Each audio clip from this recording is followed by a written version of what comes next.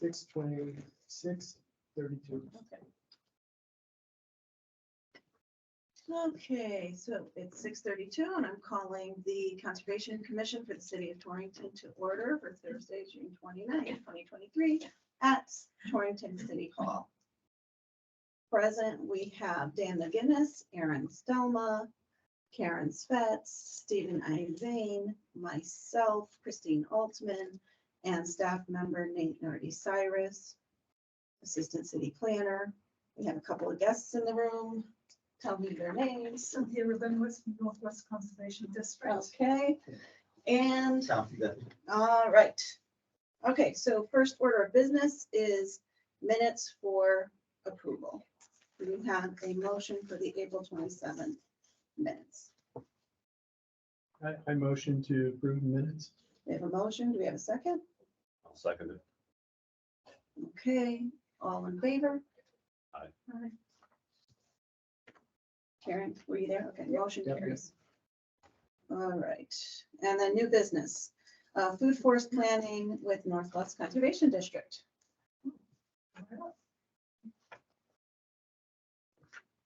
So, do you want me to just talk or? I wasn't sure what the format was going to be. I didn't know if you had questions. All right, I'll just jump right in. Yes, dive in. Yeah. Do you mind if I pull up? Come on up. Yeah. Maybe it'll be. So first of all, thank you very much for having me. Thank you for being here. I've been wanting to come and talk about this for a while, but there's always a lot of things going on. But I think that one of our staff had reached out at one point. I'm not sure who she spoke to. She spoke to me, Spoke to yeah. you, That's right. Yeah. Kelsey? No, No. it was Kathy Custard-Mother. And she's no longer with you right now. Right, Yeah. retired. Yeah. And so I wanted to, come and talk to you myself to see what information you had already received when Kathy had made the initial contact, and just sound out where your feelings are and what you know about this topic. And I'm guessing that we're probably going to be starting from scratch. Is that correct or not? I wouldn't think so. I don't know if you want, I mean, I could fill her in or I can start. Right. I guess from the very beginning, maybe if Christine, if you want to talk about just, Close to, it was many, many years ago, probably a decade ago when it first came up.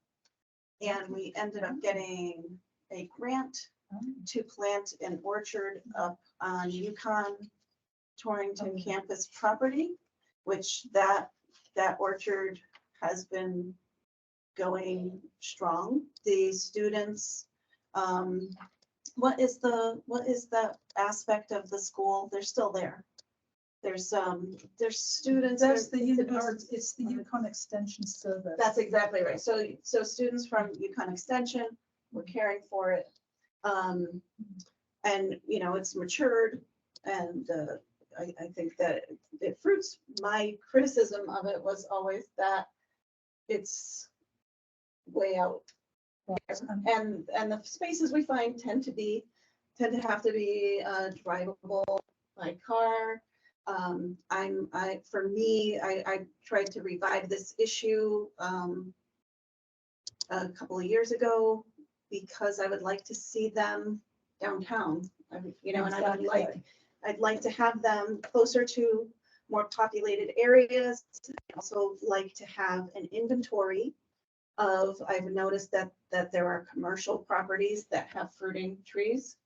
I'd like to have an inventory of those and which are open to the public, where the public would be allowed to, or passerby would be allowed to pick a ripe fruit, and also where there's stuff that, I believe there's an app called Falling Fruit where people can put their trees or, their edibles on there, or sometimes it's just something like I noticed there are apple trees that fruit and actually have good apples on on Kinney Street along the fence to the highway. There's 4 apple trees. There's an apple tree that, you know, just grew up and it makes nice apples on Winthrop Street, right past Bessie Park. So for me, you know, my interest is in having functional edible landscapes downtown, near schools, maybe an education component, natives where possible, and things that are recognizable to the general public. Those are my goals. So a lot of what you're saying is in line with what our goals are. Mhm, I'm very familiar with the orchard up at the, mhm. where the community garden Yeah. is, it's in that field. So I just want to clarify so that everybody here understands and we're all on the same Mhm. page about what an edible forest garden actually is. And the best way to describe it is to kind of demonstrate it. So an edible forest garden mimics what a natural woodland would be like, with your tree canopy, shrub layer, perhaps vine, and herbaceous layer. Now there are other, if you really delve into it, there are actually 9 total layers that you can have, because it goes into what we call the rhizosphere, the soil layer. But anyway, just, you know, trees, shrub layer, ground layer. And the idea would be to have an assemblage of plant species that produce food, that may be medicinal plants, plants that attract pollinators, plants that attract other beneficial insects that prey on pest insects in the garden and in the trees. So that's just a really quick, rough thing. So using that as a guide, so the trees up near the old Yukon campus, the 5 Points campus now, is not really an edible forest No, garden. it's just like an orchard. It's an orchard, Yeah. and it's fine. Yeah. It could be enhanced and made into a forest garden, possibly. I'd have to go look. I think it can. But I agree with you. Our goal at the Conservation District is to create forest gardens in areas where maybe there's a lack of green space, shade, plants, habitats, and that sort of thing, as well as communities of people who could benefit from access. Now, you know, obviously some of these, so technically an edible forest garden, we talk in terms of guilds. Yes. So you obviously know Yes. quite a bit Permaculture, about yeah. this already. Yeah, permaculture. So a guild can be one tree and the associated understory. So that's obviously not going to produce a lot of food, but maybe in a particular neighborhood, it's the only space, the space will only support that many plants. So in that case, it's still really beneficial, because with the correct signage and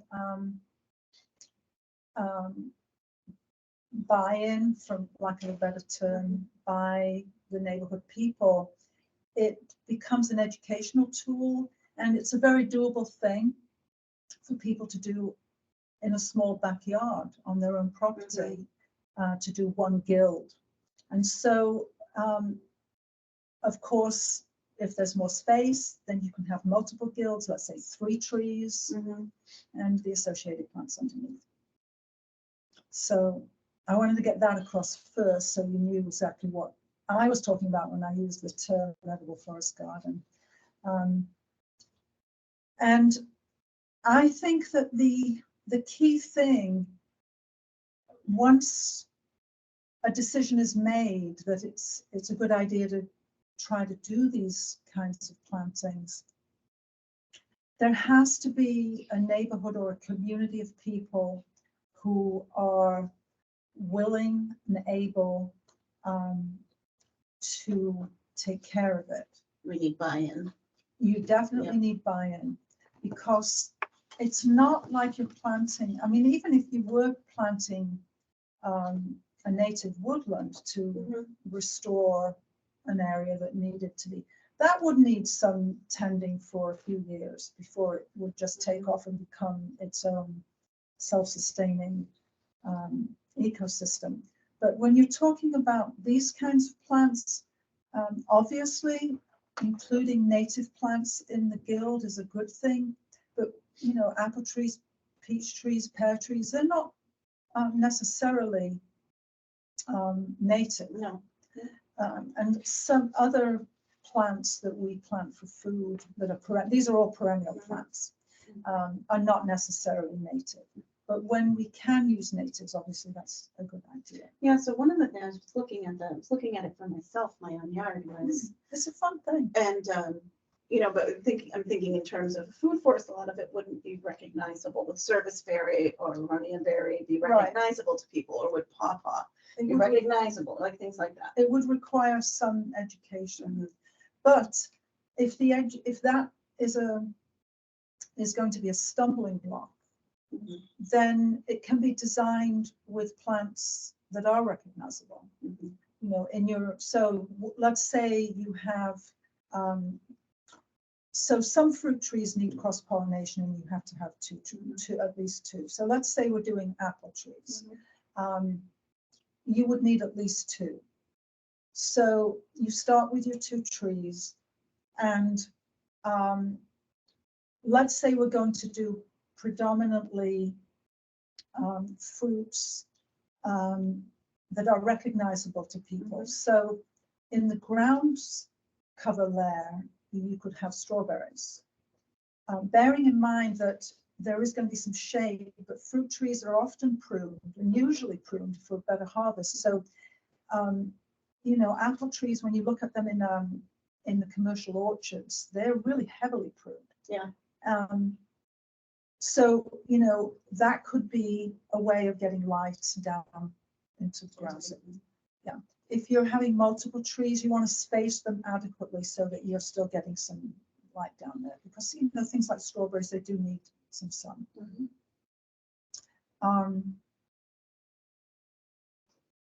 Blueberries, gooseberries, currants, red and black and pink currants, can all take a fair amount of shade. I grow them extensively under our fruit trees, and we can't pick all of the berries that we get. We have friends coming over, and then we let the birds get some. So they do very well under some partial shade, and so on. You know, so I mean, right there, there's quite a lot of fruit that you can get in a relatively small area with just a few species. But you know, depending on space and how many people are going to adopt this forest garden. You ever work with arborists? Like, I mean, lay people don't tend to know how to prune a fruit tree for That's true. abundant, you know, fruiting. That's true. So when we first started talking about this for Torrington, it was actually over a year ago, because I don't know if you remember, I was trying to, I actually applied for a grant to do some tree planting, and that was when you took me to the housing place, right? And we didn't get the grant, but you know, there's always more grants. Where was I going with this? Oh yeah, so it was a while ago. Oh geez, I can't remember my thoughts. You had started with What when did I we say? first. Yeah, when we first Yeah. started talking about this. Over a year ago. Well, anyway, so we were looking at various locations where there was a community of people that we could, you know, perhaps appeal to, and we would want to do this ahead of time, before we go planting trees in the ground and plants in the ground, and make sure that there's a group of people. So the housing area, the senior center, there was a lot of interest there, but unfortunately there was some property line issues behind the building, which I'm not sure if they've worked out yet, but I'll have to get back to Joel about that. There was space there for a couple of guilds, and he was interested, but it all kind of fell through. You know, so these issues all have to be worked out ahead of time. We wanted to do something on the school. Which one? It was the high school. The high school. And we had a teacher there, but then it was going to be, I think it was the high school that was going to be renovated. Yes. Yeah. So we had to put that off. Okay. There was like Oh, so but many you still issues. have like the contact and the teacher. I would That's have like to look something that's in back. the future. I would have to look back at my notes. We were discussing that, Yeah. Yeah. You know, it just was like a comedy of errors, all the places that we looked at. There's something, they were doing some construction work at the housing project at Northside. Northside? Northside Terrace. Yes. And so that couldn't be done because we weren't going to put trees in when they were doing construction. So one by one, the places that we looked at kind of fell apart. Do you want to show her some of the places that we have? Yeah. Possibilities. And we've been thinking about this too. Yeah. One other piece of the conversation is that last year, the commission planted what I'd call a food forest edge up at Okay. the Bowman Gardens. Oh, I heard about that. I had Yeah. actually talked at the same time as these other places with Mike Caneb, and I went up there with Okay. him. Okay, so again, it's But- not like you're saying it doesn't have the level of complexity, but it was designed in a way that the maintenance there it would be something that they wouldn't have to do much of anything, because it's basically It's just just a bumping out the mulch. forest edge. Right. And if they could just mow up against the edge of that, the commission had volunteered to do the maintenance on it was a few blueberry trees, a few hazelnuts, and Right. some peach trees. Just to, get our feet wet He and. shared some photographs Yeah, of it. yeah, and there's really that nice photograph of. Yeah, and I think he also placed mushroom logs up there. Yes, Right. mushroom logs is another thing. My husband and I do shiitake mushrooms. Yeah. So, with that success, and again, wanting to move it closer to downtown, the actual plantings. I know when I was talking to Kathy, was it, who was? Kathy. Yeah. I had brought up the pervious paver parking lot because the rain garden there had been completely mowed and destroyed and Yeah, is now a I was going to depression. bring that up after we talk about this. I wanted to talk to you about that. So whether or not that's not a full That's guild Main or Street in something, North Elm? yes. No, that wasn't. It was just a rain garden planting of native perennials, and I think. But if we could do something like, again, we were focusing on things like blueberries because it's an easily identifiable thing and in a small Right. area, in an area downtown, Mhm. or it's not, but, in the Main Street area, that could be something easy and, something maybe that the commission could take on to maintain versus having a community group if it's that small. I mean, this is a It is small very basin. small. It's, Teeny Yeah. tiny. it's just a couple plants to Right. put in, Right. but, Well, yeah, there's room for a few plants in there. yeah, Yeah, unfortunately, it just got mowed. yeah. I think Well, and that's, not long after it was installed. my experience with doing like restoration planning, that like most of the effort comes in trying to barricade out the maintainers and whether it's in different language or just putting in really solid barricades that make weed whacking impossible I around mean, it. that happens in our own yards, right? Like you plant yeah, something and it's- somebody goes and mows Yeah. over it.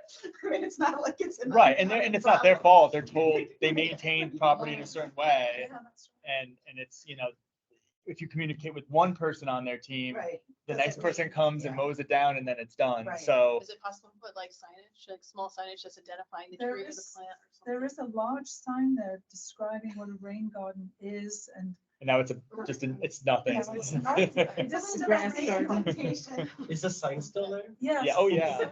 It's beautiful. The sign's in beautiful shape. It's very, very confusing to anybody reading the sign as to what Yeah. a rain garden is. I know, it's actually embarrassing, because it has our name on it, Northwest Conservation District.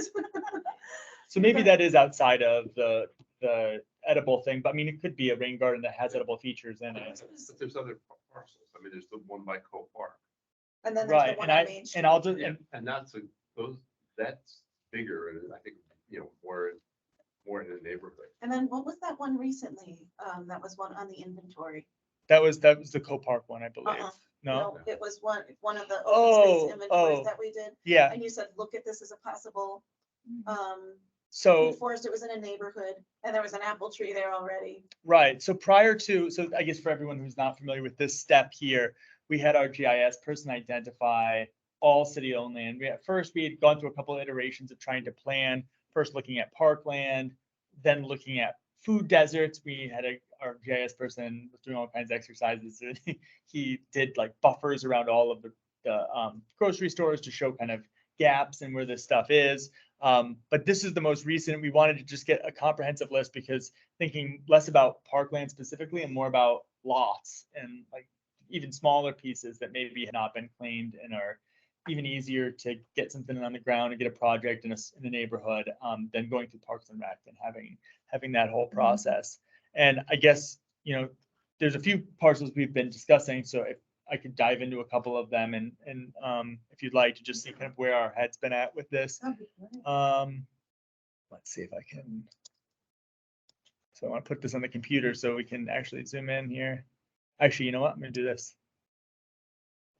Do this instead.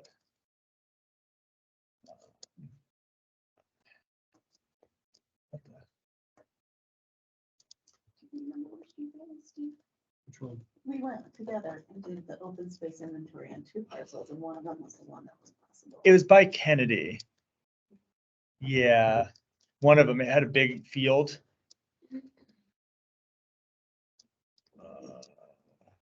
Yeah, It was the swampy, it was the one that had. Was there like an old school there, like across the street? Not the one that Steve and I went. This was like up in the east. I'm sorry, this isn't, There's one in Oxford Way. that's, Is that the one that'll be? I'm sorry, this is not working at all. All right, I think this is good enough. All right, Wasn't the Pleasantville one? There's a- Remember the guy came up Yeah, and said, "I've been mowing this Yeah, section that's up right on here." Hartford, yeah. It's not Arbor Ridge, it's one of those. It so, was Pleasant View. Yeah. Pleasantville. so this was, But yeah, Could be clever. this was one thing we had talked about at a meeting that I did a deeper dive into. This is Co Park. And then this lot here is owned by the city, but it looks like it was a former building lot that was demolished. And there's the rear access to Co Park through here. So we thought that that could be a really wonderful location. It has good aspect. It's close downtown. It's all grass, It says city. city-owned lot, City Home. What but- is the road that it's on? Cook Street. Oh, it's Street. Cook Street. So you'll see like the road that accesses in the park, it's not on the lot, it's adjacent to it. Where my mouse is right here, and then it kind of hooks into Co Park there, but there's no pavement, nothing, it's just grass. Right. So It's I, privately owned. it's no, it's not in the city, The city. but it's not technically, well, it's our understanding it's not technically part of Co Park. I brought this up at a city land use meeting. It actually came up organically without me having to bring it up. Turns out the city has been talking this through with the Co Park, like, what are they, Pickleball. right, You're right. kidding. So, No. but what is the organization that was Co Park? Park and Rec. But No, there's it's like a separate. friends of, or like a Separate. trust, it's a trust. Yeah. it's a trust. So the mayor's been trying to work with Parks and Rec to get pickleball courts in there. And the trust doesn't want that to happen there. The trust is under the impression that that's a part of Co Park, but I guess that's not extremely clear. So there's kind of, I brought up, well, we want to do this food forest thing, and this was an idea that was brought up, and she said she had brought that up and that Who, the mayor or? the mayor Okay. had brought that up recently, some kind of planting, not in the terms we're saying, but just, like an orchard or something. And they seemed unsupportive of that The idea, trust? the trust. But the trust doesn't own that land, but they think they do. Right, so it's like kind of a dispute now between the city, whether or not it's technically within the confines of what the trust maintains versus just outside city property, and people don't really.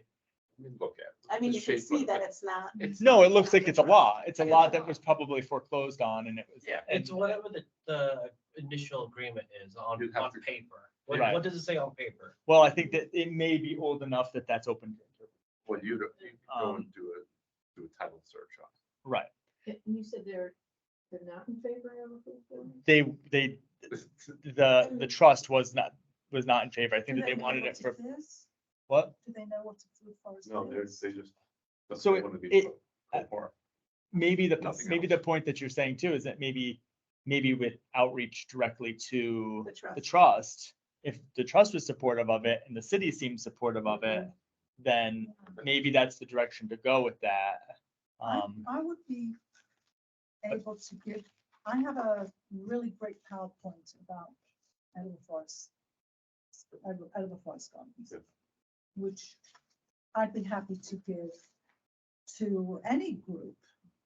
You know, maybe, several groups at once, the more the merrier. If I'm gonna do it, fill the room, you know, yeah. Mhm. But I think that could help get some interest for it. It's just an idea, but I remembered what I was going to say. Oh, okay, let's hear it. It was about the arborist. Oh, yes, And okay. I got sidetracked because back when we were looking at these properties, I was thinking in terms of, well, who's going to maintain these? Are they going to know how to prune the trees? Mhm. And I know a retired arborist who has his own edible forest and orchard and takes care of them. And he teaches in the Northeast Organic Farming Association Organic Land Care Professional Certification Program, which is known all over the country now. Connecticut started it. And I actually spoke to him about whether he'd be willing to do some on the ground pruning workshops if we actually got any of these established. And he would. He would want some kind of a stipend to do it, but we would do it. And he's very good. He actually has pruned my trees, and I think very highly of him, and I think his teaching skills are good. So he would be a good, he lives in Sharon, so it's not nearby, but he's used to driving all over the place. Have you spoken with 4-H perhaps for maintenance? Because they're always doing No. charity work. No. I mean, we've gotten the kids to, they've gotten milk donations delivered to the food shelters. So if Right. it's a matter of picking food and delivering to food shelters or, Mhm. just general maintenance. General gardening. That's the They youth- organize community service days because the kids have to do community service. Right. So that would be a really good organization to tap into. My kids are involved with it. Right, that's the group of kids that are associated with the extension service. Yes. Group, because they don't have students there at the college anymore. Yeah. College students, Mhm. that they have 4-H. And I have spoken with the 4-H agent. And, there was some interest in these kids maintaining the orchard up there, and I don't know whether they have been. I don't know if anybody here knows if they actually don't know. do. I haven't seen anything I advertised believe, within I mean, I'm 4-H. not sure what the status is on that orchard because it's now I 5 honestly points. didn't know it was even. Yeah. 5 points. I had on spoken to Judith about it, like 3 or 4 years ago, and she was very open to have things done.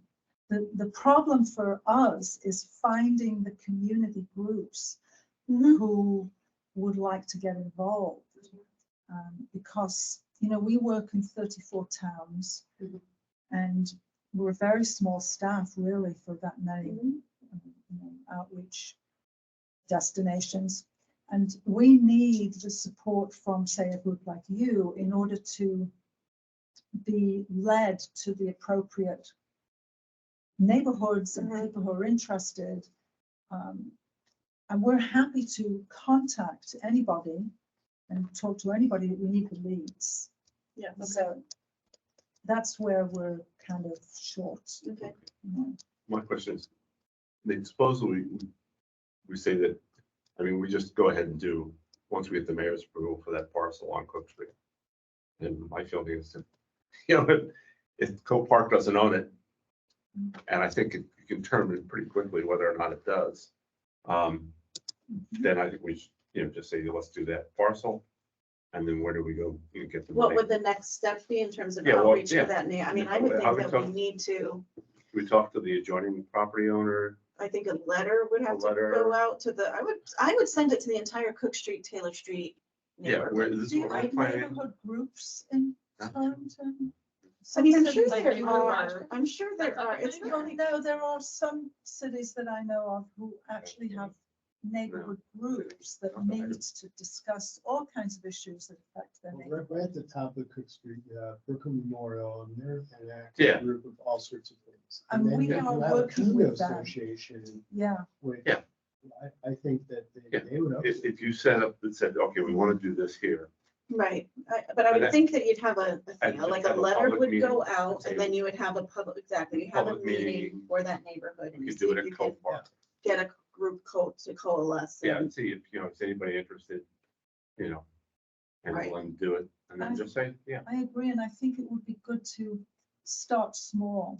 with Yeah, the and that's not a garden, huge with the parcel. idea that if it's maintained and the neighborhood likes it and takes care of it, that it can be expanded. Mhm. Add a guild a year, maybe. Yeah. And that will keep the I costs see. down, Mhm. and spread it out.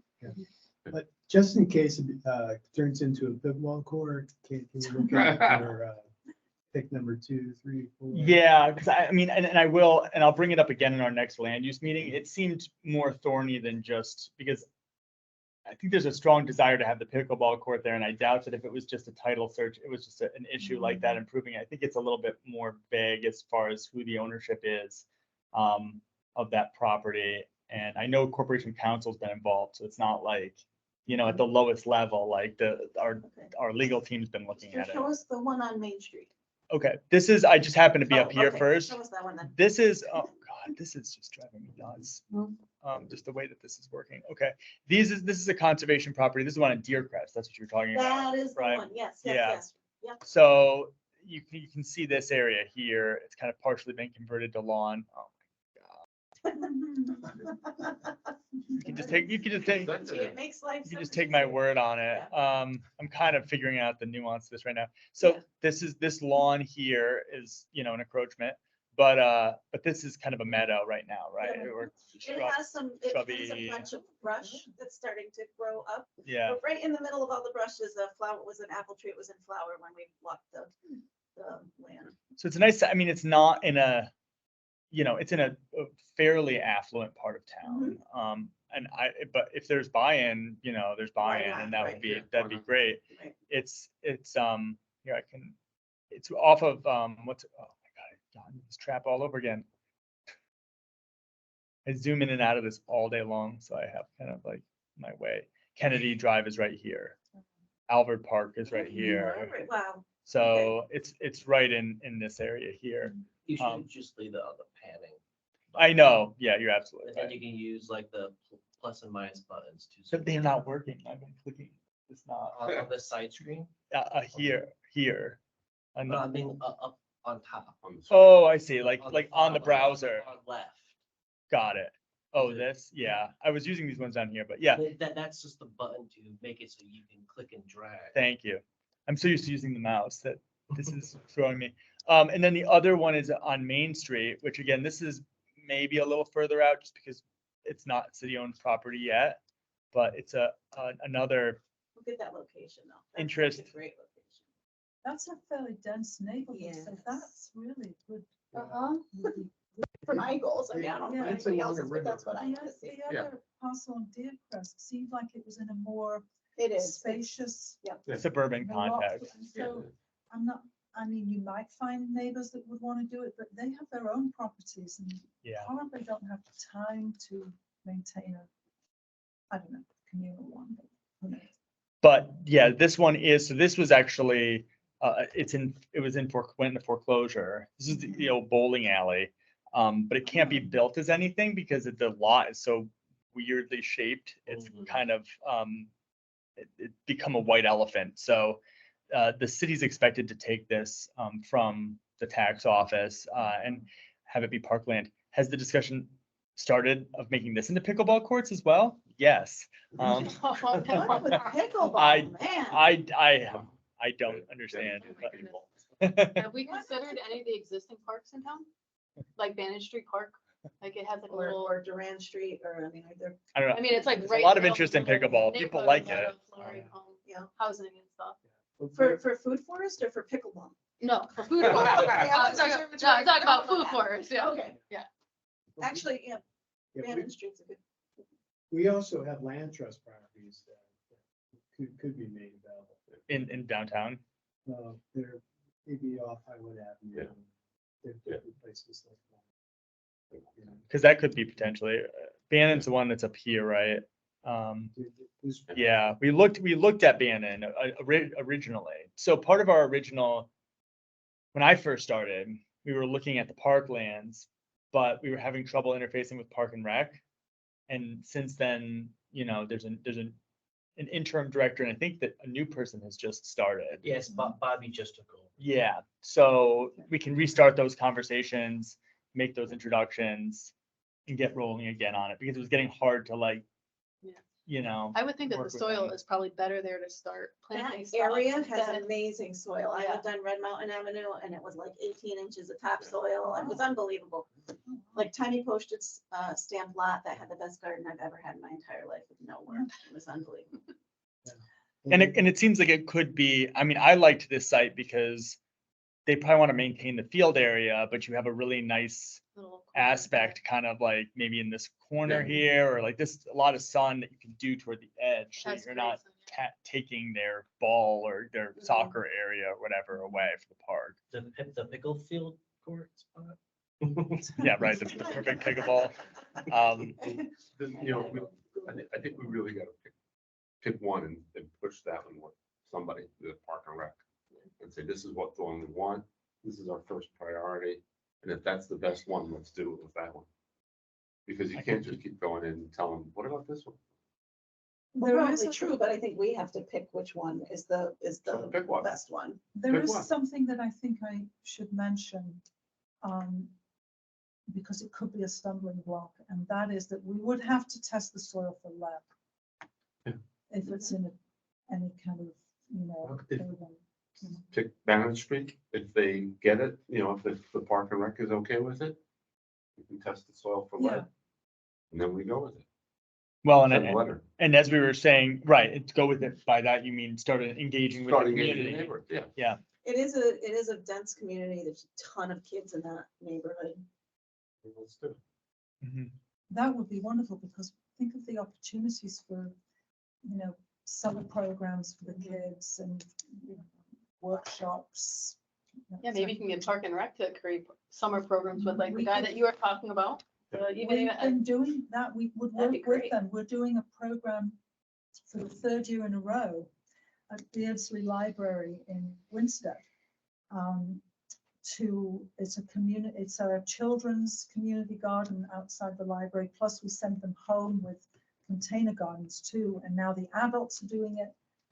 We're doing a teen program tomorrow night, there's an adult program. It all started with the kids' summer program at the library. We could do something like that.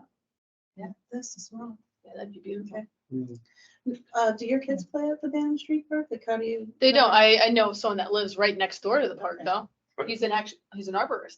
Oh, is it? Oh, then you give me his name, because I Maybe didn't. do the- I just gave my buddy a big push, but no, that's fine. No, no, no. Somebody I- local is much better. No, he's very small. Your guy's probably bigger, much bigger. He's retired. Oh, okay. He's not, he doesn't do that. anymore. So It has been He doesn't- 17 I years don't know if he knows much about orchards though. since I lived on Red Mountain. But when I did live on Red Mountain, I never saw any of it, but the neighborhood and that park in particular, in my circles, had a reputation as being a place where drug deals took place. Oh, in that area? Yep. Okay. I never saw it. I know that there were some people arrested, but, Well- you know, but not, you know, it was, This could like, just in help their with homes. that problem. Yeah. perhaps, If there was You don't know more what's still going community. yeah, I don't know if it's still going on. Like I said, that was 17 years ago, but I heard about it ad nauseum. Yes, it's some prickly bushes will keep people out too. Some of that, gooseberries, you know. The situation with the one near the bowling alley, So that one is, do you think that will get resolved? I think that we should be, the mayor is, Torrington Tax Collection Agency is a separate entity from The city. the city. And that's an unusual circumstance in Connecticut, that you have a separate company that's managing the tax collector. So when something forecloses, the city doesn't own it. The tax collector owns it. And so we recently had a situation where the tax collector has these properties that they're paying taxes on that they can't unload.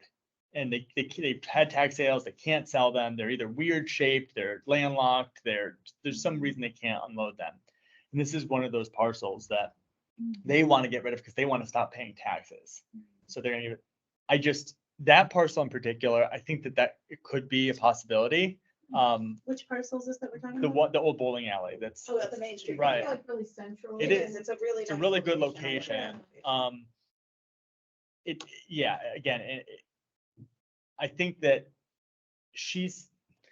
from my discussion with her, she's like, I've had my eye on that property for years, and there's some weird politics and stuff with the tax collecting thing, but they never let it go, and like now they're finally letting it go. So I feel like she has her own ideas for that, and it doesn't mean that we couldn't partner, and if it's like a park and it had that component to the park. The tax collector um, has ideas? Who No, has- the mayor. The mayor has. So I can bring it up, but I do think that my personal opinion would be that it may be easier to go.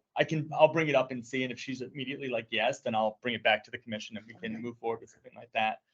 But it's something where we're doing it in a park, it's not gonna be, we just have to make sure we coordinate with Park and Rec, which Right. maybe that'll be hard. Right, I'm well, writing yeah, down all my these thing is, notes. Like in the parks, you have the issue with maintainers. Right. That's an ongoing, always gonna be an issue Right. in a park. So I'm writing down all these leads, and what I'm gonna do for the next meeting is I'll just try to figure out the status of all of these parcels and which one looks like the most promising one to start You with. come up with Park and Rec to, using that. Yeah, well, I have to make an introduction with the new director, Right. and that's where I'll bring all of that up, and Okay. hopefully he's, not like I can't meet because I'm so busy because I'm just starting, but with the prior director, I couldn't get a meeting with him, like I would try and try and try, and it just, like, he would just not return my email, so, and calls, so anyway, it's kind of an introductory period for him, so I'm assuming I'll be able to, Okay. And then did we have any other leads? Well, I don't remember. You have to refresh me on if there was other things. Jackson Street. And was there anything on Grace with that church? With that, was the city property? I can't remember. Grace is right there. Is that? Is Grace the one that has that's city-owned parcel? I don't know. We weren't, that wasn't one we had been discussing. Okay. Let me bring this one up real quick, because I just know I looked at it a bunch. It's off of Jackson. Am I getting lost? No, I know where I am.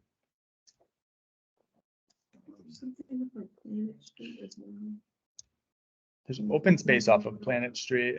Here it is. It's it's off of Jackson. What's it, Berzini Park? Does it sound I'm familiar to totally anyone? not familiar with Brzezini Park. It's a little hidden. Yeah, so it has there is community gardens, I think, in the part against Maple Street, like some raised beds, a few raised beds. But this is that park here. And so again, it's a large And this is field, a city park? city park, Okay. yes. So can anyone make gardens there? Or is- No, it would have all had to go through Park and Rec. So they Oh, must have, and it's just like about, it's gonna make their management harder the more Yeah. they have to weed whack and Yeah. not just mow strips. Yep. So anything we can do to fit it into an area that they'd rather not mow anyway, it's probably Can the we best, but- use wood chips on the food floors? So, floor? yes, what I was going to say is that once the garden is established and if there's grass there, what I always do is I use cardboard with wood chips over it. And you do that for, a month or two, and you're going to have quite nice soil under there. But you want to plant the garden.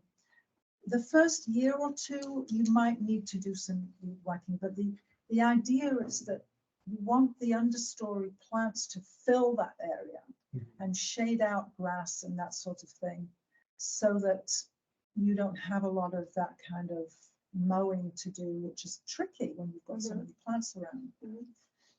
I mean, you may have to do it occasionally because you get weeds that blow in and to cut it, but the idea is not to have to. The idea is to have this garden just be the whole thing.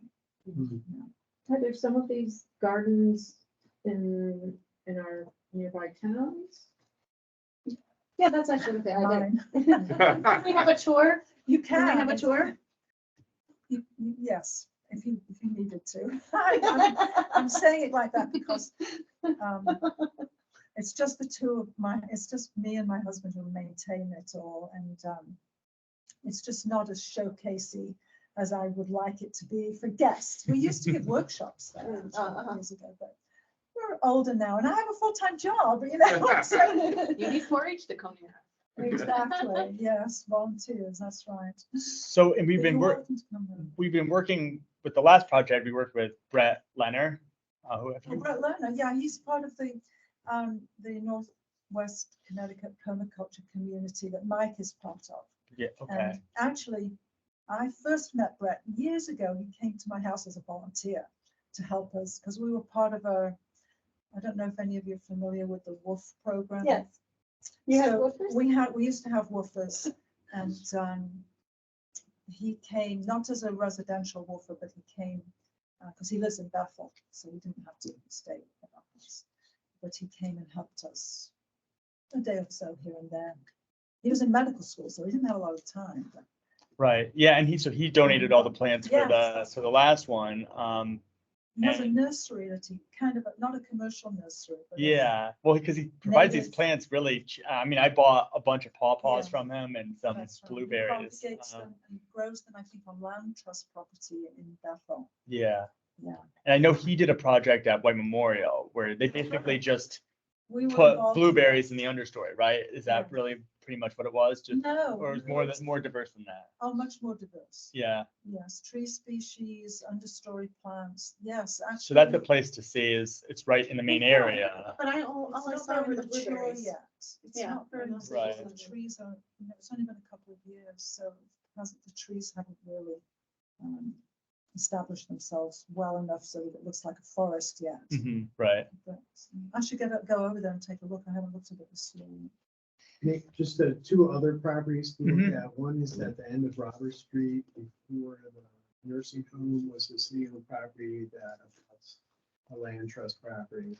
right, that's all wooded, and all wetlands. So that might be a tricky one There's no to, spaces there, the land trust or the city-owned property, because I believe it abuts the Woodland Hills. yeah, it's these properties. So that's all mature So forest. What's that space? This? To the left, though, there's a big open corridor there. Where, so that's the heritage property. To, That's to the the, left. Behind all the other lots. this Yeah, what is that? Green Valley Developers. I think they're associated with whatever this, what's the name of this? Woodland Hills. Yes. Oh, within the. okay, Yeah. all right. So I was just Um, thinking Woodland Hills would be your. Unless maybe they are with, I don't know. Woodland Yeah. Hills would be your target demographic. Right. And then if they could just make their way across to those other properties, that would be a benefit. Right, but these lots, the lot that the city, first of all, the city, the intention at this point is for them to acquire this unknown owner one from the tax department and convey it to, Like a neighbor. no, to To the land trust. Heritage, Yeah. since they own Oh, the okay. abutting property. And there's a stream that goes through it. It's not Yeah. it's all wetlands. But Yeah, okay, so there's no- I don't know that that's a good option for, it's a nice location for it, but it's not like, you'd have to clear a bunch of trees and wetlands at the, Yeah, I don't think it's worth taking down trees. Yeah. If it's a good little woodland area. And what was the other location that you were, I would hate to see it thinking? be that. We just acquired a 4-story lane across from the hospital. Yeah. So I'm just thinking that stressed out hospital workers on their cigarette break will come and take care of some plants. That's all wooded too. I think that's all Yeah, wooded as it is. well. Okay. Yeah. Yeah, they're not, Torrington's portfolio of conservation land is nearly exclusively wooded, except for the area by Yukon. That the part that they retained after the transfer to 5 Points, there's meadows or fields that Butch Klug maintains. Hmm. But The thing about that is it's so far from the dense community. I'm not saying that we shouldn't ever do these kinds of good things on those sorts of properties, but I think it really makes a difference to neighborhoods that are more dense. Yeah. And I mean, what's it, like, the accessible, like, it just isn't accessible, I think, to the people Right. who need it the I most. think so. So if you're putting the energy in, I feel like it should feed the people who need it the most. So quite a few years ago, I was hired and designed an edible forest garden for a company. I'm not going to say who it is because they didn't want me to tell anybody who they were, but they had a huge corporate campus in Rocky Hill. And it was all mowed, not lawn mowed, but like rough field mowed. And they had a walking trail that they had created through this campus. I'm just guessing now because it must be 15 years ago that I did this. I can't remember how many acres, but I want to say it's got to have been about 60 acres, something like that. It was a big place. And they have this walking trail, but it went through this big open area. And they asked me to design an edible forest garden for one section. Of course, I thought they meant like along this whole trail, but no, it ended up being, maybe a little bit longer than this room because it gets expensive after a while. They could afford to have done more, but anyway, I have the design for that, even though I can't say where it is. And with some tweaking, it could be made more appropriate for a neighborhood rather than a pass-by. Well, although I did create a path off the main path that went through the garden and put seating in it so that because the idea was that the employees would come out on their lunch or break and enjoy the outdoors and enjoy the garden. So I have to get back there and see how it's doing. It's been a few years since I did that, but there are a lot of things. You can really make these fit in any situation. I've seen a whole backyard in an urban lot in Holyoke converted totally to edible forest garden. It was the most amazing thing. Absolutely incredible. So now tell me what the implications are if we test for lead, there's lead in the soil. Then I don't think we can grow food crops. Okay. Now, Was lead the when- only issue? You're testing for arsenic or anything? Like that? Well, I think it would only be arsenic if there had been an orchard there before, because they did used to use arsenic on orchards. But I don't pressure think- treated lumber, if there's ever been, I think Well- that's just arsenic. I would have to double check that. It would depend on how old Okay. it was, because nowadays the pressure treated lumber is not It's treated copper, that yeah. way. So, that would be something to ask about. But if it was going to be a community garden, you can still grow vegetables because USDA NRCS has a whole protocol for raised beds where you can still grow vegetables even if the soil below is contaminated. And I don't know, I can't remember what all the specifications are, but I think with trees and shrubs it's different because the roots are so, Okay. deep. Okay. Yeah, we And- did discuss the raised rainforest. Raised rainforest? Rainforest, that's interesting. Because it was the whole mowing down. Oh, the rain garden. And yeah, we're doing raised beds in the rain gardens. I would protect No, ourselves from no rain could flow into the rain garden. all destructive mower. A couple of years ago, the staff of the Conservation District got armed with tools and buckets of mulch, and we went up there. We were going to weed it and make it pretty. We got there, and that's when we It had saw been that it wasn't there weren't any plants there. It was all just weedy grass, Yeah. cut grass. Okay, so how do we move forward? We find a property that everybody is amenable to, mayor is amenable to, and then we are I think testing for test the lead soil. to see if Maybe that I works, okay? could come with you if you were going to look at some of these. Yeah, absolutely. I think, Because it might be helpful if I could look at the site and say, well, this is going to get shade a lot for this number of hours a day because of the orientation. Maybe it's not so great, that kind of thing. right, would you want to have me go through and try to, because I mean, ideally, we have a couple options that I come back with at the next meeting, but do you want to check out some of the ones we talked about today and then? I'd be open to it if you wanted to do that Okay. first. Whenever you're ready to go look at them, I'd be more Okay. than happy to come. Yeah, just shoot me an email. Well, we would love to have your expertise on board. Thank you. Yeah. And are we More than assuming happy that to share it. if we did have a site and we got permission and we had buy-in, that the conservation district would assist us with securing the plantings and the lab and help with? We would help. We Technical wouldn't be able assistance. to do it all because, as I said, there's really Right. only a few of us. But yeah, we would certainly pitch in. But the idea would be not for us to give it to a community, but for us to help a group do it. Do you know what I'm saying? Yeah, and To facilitate, to be a facilitator for the Right. neighborhood group, Yes, and facilitator, advisor. we have no problem getting into the work and digging holes and planting things, but it's better if there are people from the community near it who are going to take ownership. Okay, so then in terms of plantings, does that mean that you then say, all right, you guys have to fundraise? This is the budget for this first guild of trees that we put in, and you guys fundraise and purchase the plantings yourself, or Well, how does it work?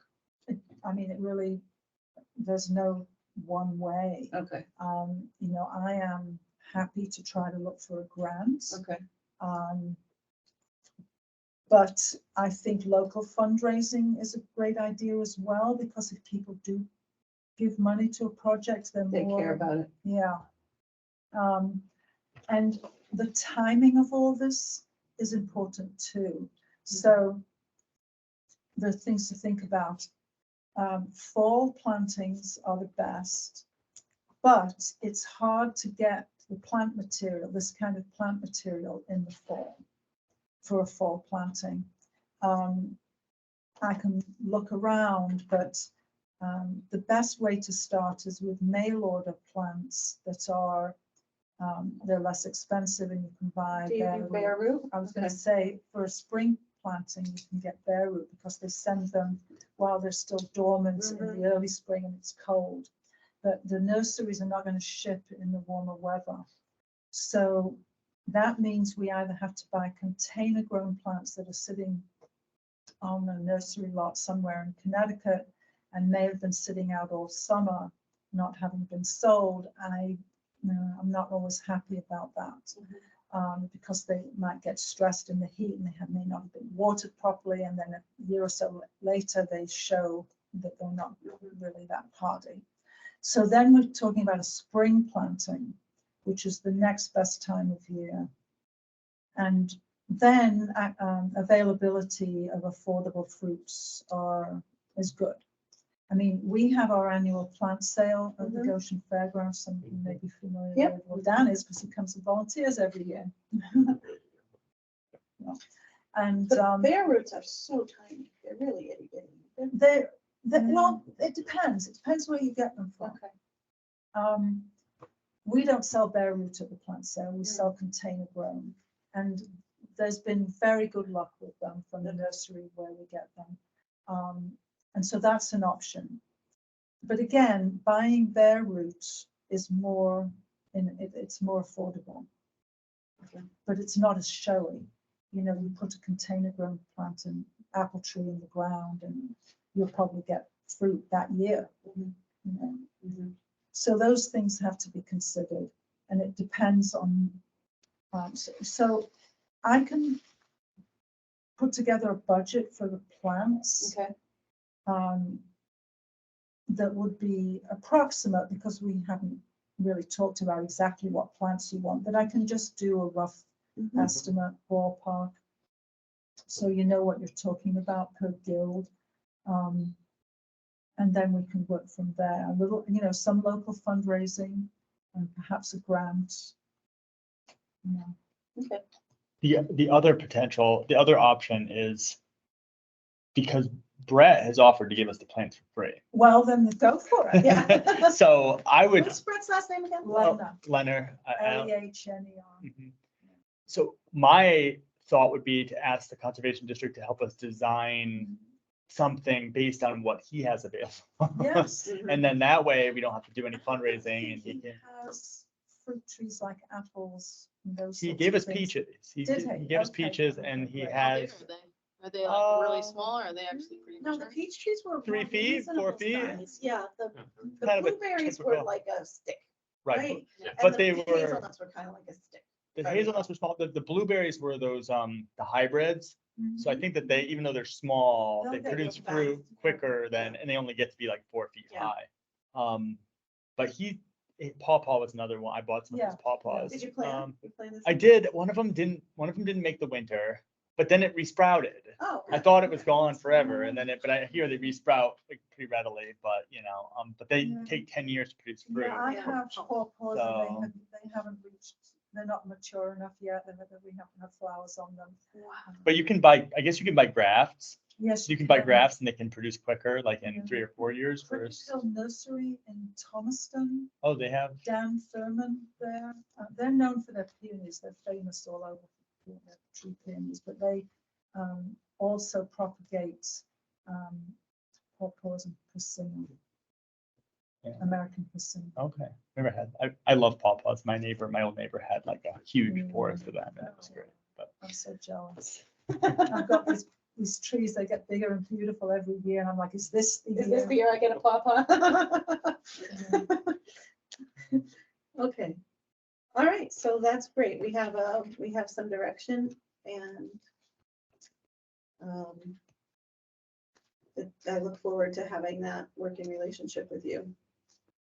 To Me meet too. both of our goals. Yeah. Very good. Okay, so then the next order of business is the proposed landscaping regulation amendment, zoning regulation 5.11.2A. Thank you. And then, yeah, this was something that Karen had brought up.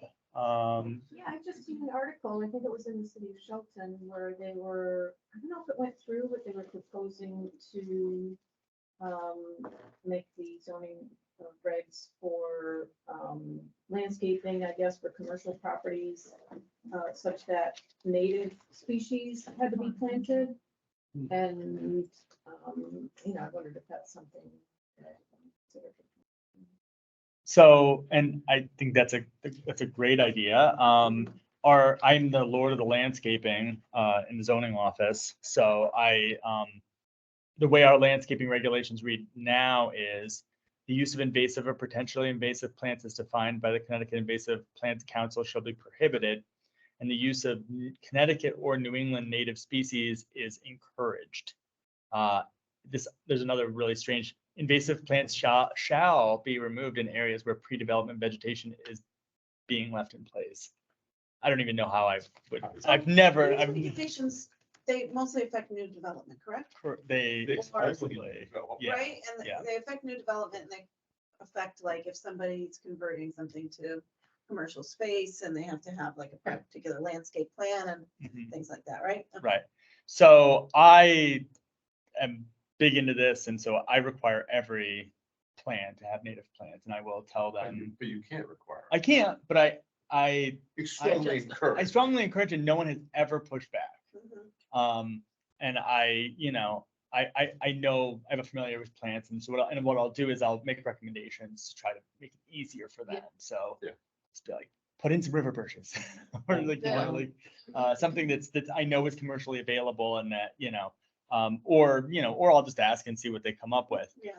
But Kim If used to you- do the if same you- thing. She was a you want- landscape architect and, yeah, she would help people with their plantings when they were doing it and make suggestions for them. But I wish we could, I wish we had some way of educating residential, like existing residential. mhm. But I mean, that's where all the invasives are mostly happening, everybody Right. goes and they buy their Japanese barberry and they're burning bush from the You know what I nurseries. You need to be part of this commission. You could. You're into it. Yeah. Seem like you're into it. You're still here. So I guess what I'll say is, so I talked to Jeremy Lightford, city Yeah. planner. He was a deep wildlife biologist prior to doing this kind of stuff. He's very in favor of this. It would be a pretty simple regulation change, just the use of Connecticut or New England native species is required. Yeah, Yeah. Um, Get rid of the strong let's do it. And then, suggestions. so if, I assume this would be easy, so if I have the Yeah, support of the this is what we- commission, we would totally then support that, yeah. we'll just, I'll put together, I'll work with Jeremy. He said he could get it on the docket for regulation change in November, December. Fine. And so, I don't even think I have to get a motion for that if everyone, Yeah. is in agreement. So Yeah. I'll just push that forward and I'll share the language if it changed. Okay. Both of us thought the invasive plants shall be removed in areas. We were thinking of as a part of that scrapping it because it's just not anything we would require anyone to do. So, Also, you murder, you do a 60-acre parcel, you're gonna walk around and find every, it's not feasible, and it's honestly, sometimes you just rather have people not touch it. yeah. Rather Yeah, than because you- require you- them yeah, to you go in disturb and, the soil and more invasives come in. I mean, Right. It's our activity. it's a nuanced thing, it'd Then be it's expensive. Space for invasives, so. So, okay, well then I'll come up with a proposal for that, and, thanks Karen for bringing that up. It's, It is very nice. Okay, next order of business, general solar discussion. and I thought, Steve, I know you wanted to add it to the agenda. You Yes. can talk about what happened with the, Well, we have an opportunity, so. Oh. There's a solar farm going up off of Rossi Road, it's kind of divided between Litchfield and Farmington. So it's kind of been in the works almost a dozen years. I did not realize. Yeah, there are a lot of proposals. They had 6 different proposals around New England. And it looks like we're the only ones that's going through because every other municipal group shot it down for just being too much. Because they're basically trying to take right on farmlands. So the spot that they chose was the property that this Conservation Commission identified one of 6 properties to protect. Yep. Somewhat why I'm bringing it up now is I think we should act on behalf of that property to protect it. It's going to be a very densely compact solar project there. So you're going to haul off 43 cubic yards of fill off the property, partially because the slope is too much. And they're going to have water runoff issues. And to address that. So are you saying they're pulling off the topsoil? They're pulling off, They're going to be blasting rocks, basically changing the landscape. Okay. on this. they're changing the grade on the parcel? I think that they have to. Okay. For this project. But that alone, just that much stuff coming off of that. Well, it's not property is- farmland anymore. is It's going down to impactful. bedrock. You're basically scraping the land and. It's 43 cubic is dump trucks can carry like 10 cubic yards. So you got 5 dump trucks. It's What? 43,000. Oh, 40, that's a terror. You said Mhm. 43. So, I was like, lots and lots Okay. of dump trucks. okay, So, different If you can story. imagine that, just that That's a lot. traffic, I mean, gigantic Oh, trucks yeah. going up and down this rural drive, and a lot of other communities had questioned these, they were able to question this about just the fire protection. If there's a lightning strike, the panel's on fire, what happens? And you end up evacuating that happen. So there's a lot of issues and questions, and partially how it goes through is it goes to the state siting council, and our local municipal group doesn't have a say in that process until after the fact, DEEP will come in and look at it. But if we determine here that we want to seek a status to question the siting council on this development, we get to ask the developer questions about that, about coverage, about water runoff, the fill that they're pulling out of that, what is the grade, how are you going to retain that? There's streams and wells downstream, how are we protecting those people and those entities? From that, we also have endangered species on that property. So we have a lot of things lined up and we need to, I think, ask the right questions to make sure that these things are pretty properly managed. Because from far away, state siting council is saying, yes, solar farm, go and boom. They have a plan and. I felt like they said that they were, approved. that they had said that they were, that, what did they say? I mean, when we asked about it being farmland and whether it would be restored back to farmland if the project ever was abandoned. And they were like, yes, other than the posts, which they didn't want to, they wanted to leave in the ground, of course, you can't plow. Posts in there and they'll just cut it off, but Yeah. also the, will have. But there also will be no more farmland because it was. Scrape there's no- everything of value. topsoil. Which is, seems funny and, you know, they did have some ideas about goats that they promoted, but I think that's like a token after. Like fact. goats or The- geese or the- things like that, yeah. Yeah, so that's kind of like a throw-in add-on. And, so there's also an environmentalist provided a couple of different reports after facts, calling into question the process that the solar company, Silicon Valley Solar, had promoted environmental review, but it doesn't seem valid what their conclusions and how they arrived at that. So some things that we should call into question in terms of protecting that piece of property. Okay, and do you know what the process is? We would, if we vote here, we would ask for a status with the state siting council to be able to review that and ask those Okay, questions. Okay, An environmental intervention. Yeah, so it's an a- environmental. Yeah, intervention. so it's an integrated status. Okay, It's probably be requested for, so we'd essentially could write a letter on behalf of our conservation commission to ask for that status. okay. What does that entail in terms of, like, if we're environmental intervention status, this commission, then what does that entail? Administratively, do we need to hire soil scientists or any kind of scientists to go in and on our behalf? Like, what is it? There, What are the responsibilities for us with that? well, there's quite a lot of documentation to read through first of all, and Mhm. come up to speed, and I could set that us up with those people and to develop those questions that we can ask. And we can work with these groups that are already looking at these projects. Okay. You know, not only here, but in other places.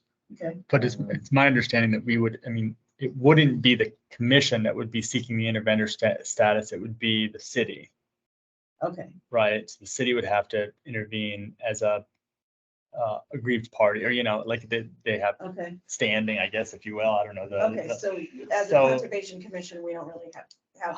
I will ask, I'll Okay. ask and Well, follow I up. think we could vote to seek that. That's what, yeah, I think it would be a request to the mayor to Okay, so seek that's that. what would be intervention. our recommendation, that Yeah. we seek that.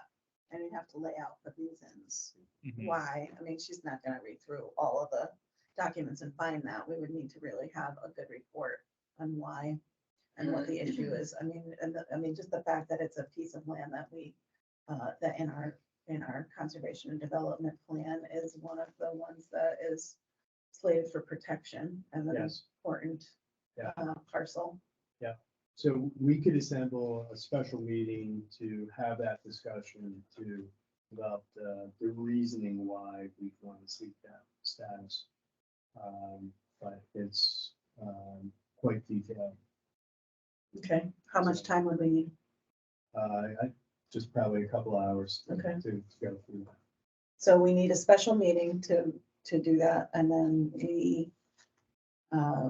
we should have a discussion as in terms of the membership and whether Mm. this is the direction that we want to go. What are the thoughts? Well, the ultimate, I guess, just clarifying what the scope of this would be, the ultimate. So the short-term goal would be to create a memo requesting that the mayor intervene in this process. It's already underway. I don't know what the state, I don't know what the I status. thought it was actually approved. but That's what I really, I thought that too, that it was completely out of our hands. We Yeah, had zero yeah. power I whatsoever. mean, I would also question whether or not the commission, I mean, it'd be easier if just the commission could do it rather than asking the whole city to do it. Uh-huh. So if we're allowed to do it as a commission, and I think you probably have to talk to Vic Right. about that. I believe that the chairperson of the state signing council is seeking us to, if we had any questions on that, but we would have to seek that status. Yeah, but I mean, is it the city? Could the commission That's the seek the question. status? Could we or as the could the- commission do it or? Yeah, you have to ask. Even individual, I thought an individual could individuals do it. in town could actually seek Yeah, the status, that- but it definitely helps. It's saying a it's little more conservation commission. clout if it's a conservation commission saying Yeah. it's seeking Yeah, intervention. because there are several other environmental groups, agricultural, believe it or not, and these groups want to have a say in Yeah. this also. So there was, and for those that don't know the little bit about recent backstory, there was an intervention requested by some of the abutters. And was that in Torrington or Litchfield? It was in or- Torrington Okay, and it was denied. okay. Yeah. They were I- bringing up primarily stormwater Just the concerns. stormwater coming off because there were butters, but Right. I think it could be a different focus on that. And the response to state saying council said you're still keeping that option open to pursue, but just that concern alone is not enough. Right, and it seemed like the way that it was framed, it is very complicated, the and the thing, way, is and the that- way that it was framed was the reason for the deny. It was specifically had to do with like the nature of the framing of that, and they had attorneys that drafted up their request. So we would, the city or us would have to, I think, have legal counsel. I mean, I don't know that Vic would be inappropriate. I don't know if he has the Representative, expertise to be able to ask those questions in the way that they want to hear that, or that is relevant. Maybe he could, I don't know. I mean, I can definitely get more information on it. I Like, am just com- to answer the question about whether or not we could independently apply, and I'll talk to Jeremy because he's had more experiences with interventions than I have, because this is really complicated because it's the state siting council and it's like its own land use board that's been taken away. It's rights that have been taken away from local control because right. they've deemed it like, the state took our toys away because we were Right. playing nice. Right. But like that status can be sought at local land use boards. So like any, it's kind of a general tool. So I have to say that from my perspective, I'm hesitant. The reason that I hesitate is just in my experience on the Wetlands Commission, when people come in because they don't want a development to happen, and they are trying to argue their case, usually their arguments are not relevant to any, it's relevant to them, but it's not relevant to us and how we have to follow the law. And so for me, I'm sitting there thinking like, I don't know that I am up to speed with the information that we have to make it relevant, like the stormwater argument wasn't enough. Like, what do we have an environmental survey that says that there are, that has evidence that there are endangered species on that property? If there were endangered species on that property, how is it that the siting council could have ignored that? Well, Something they could say, when the siting council take these on, part of it is reviewed by DEEP. So Yeah. they're taking on the role of like the Wetlands Commission and Conservation Commission in that case. So if it was a NDBB record, if it was the National Diversity Database record, I assume that they would be they would do whatever they could legally to mitigate Well, that. you can't just make the claim that that's. But the whole where's thing the is proof of that? backwards. The state senate council gives approval and then does the work, was my understanding. So- I would, yeah, to So condition the it approval. doesn't seem like these reviews should happen first and then you give approval, but, you know, to kind of do everything backwards seems very peculiar to me. And are you saying that if that if somebody doesn't take that intervenor status, that that work doesn't get done? Yeah. It does not get done? I'll show you just a few things that you should question. It's like how the Snowcomb Valley did environmental report. If they paid a consultant to Yeah. produce, comes to the right outcome for them. Mm-hmm. But then an environmentalist that was formerly on the state siting council was saying that this isn't valid. There's real significant concerns about that. And So then what's the process? Because like with wetlands, a lot of times when they have an environmental scientist or somebody who's doing a review, the city will also have one representing them to offer a balanced, you Yeah. know, to offer that. So did that not happen with the siting count? Like, I need to I want to know the The process whole- before I jump in. The whole idea of the siting council is you didn't get to ask those questions. What do you mean? You as a resident of Torrington. were Well, no, I concerned get about- that, but what I'm saying is, does the siting council have the responsibility to balance the information that's coming from the applicant, like a city does? I mean, like Like, if you an know- engineer submits a site, a plan for stormwater drainage, the city engineer looks at it. Exactly, that's what I'm saying. So is it balanced or is, Yeah. right, is that part of their process? Like, I don't understand, I don't know the siting council's process. Do they have somebody doing, you know, like an inventory of, you know, what's on this? Do they have somebody, you know, do they have their own engineer? Is it balanced? I mean, or is all the information coming from the applicant? I mean, that doesn't seem kosher to me. I mean, that doesn't mean that it's not right, but, you know, when you're dealing with the city, like in wetlands, all of the information is balanced by our experts. We have experts on our behalf. Hmm. It's not just that, you know, an applicant hires an engineer that is biased towards them, or hires a soil scientist who is biased towards them, or environmental scientist who is biased towards them. There's somebody who's reviewing all of that. So It's my understanding that that's deep. So deep, but they're doing. What it you're after saying the is it's after fact. the approval that they're just, That was my so in that understanding. case, I would think that it would be that they may, yeah, it doesn't, and I don't know enough to be able to say otherwise. I'm not Right, an that's- expert in the that's siting where I'm council, hesitating it on makes it. me feel nervous as well. But I would think that it would be that they maybe give the approval, and then when deep reviews, they can condition the approval to Right. address the mean, concerns. So this is usually, I mean, that's what happens in wetlands, right? Like, you have an applicant, they come in with like a plan and it's crap. And you don't say, no, you can't do it. You say, these are the things that are crap. These are the things that you can't do. And then they revise their plan to accommodate that. Like, it doesn't necessarily stop the project. It just changes the parameters of their The plan. question I have, so the ultimate goal wouldn't be to stop the project, or would that be the Well, ultimate goal? they would have to modify it in such a way that would, safeguard, wells, streams. So wildlife. the best case scenario is probably gonna be something like that, like Like, it Like, we decreases have a in size, chance or they to- can't pull out. comment and. Yeah, and instead of just, make it into Right, an right. industrial site, a couple hundred acres. So if deep So, gives it a blessing, then I'll probably go forward with it, but at least we would have input and, maybe they would Well, I make mean, changes. are we saying that, I mean, I'm just trying to understand, like, are we saying that deep is incapable of doing its job, or that they're not going to? I mean, do we have a history of them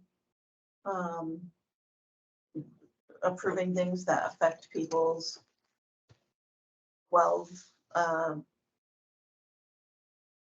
stormwater runoff, things like that? Like, where is the precedence of, or what do we have about this company and projects that they have done that have failed?